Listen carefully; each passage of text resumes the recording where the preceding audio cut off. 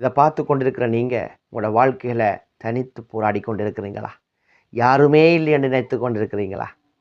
தேவன் உங்களைத்தான் எடுத்து பயன்படுத்த போகிறார்.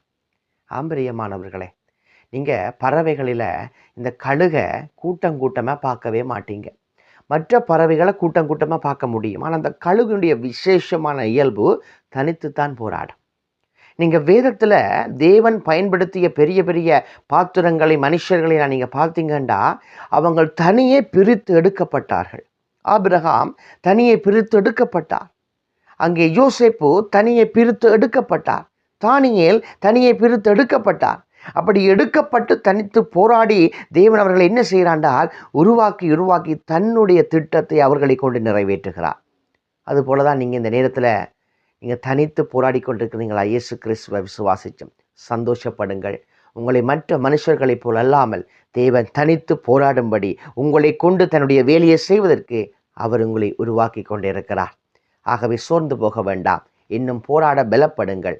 கர்த்தர் உங்களை நிறைவாய் ஆசீர்வதிப்பாராக. ஆமென்.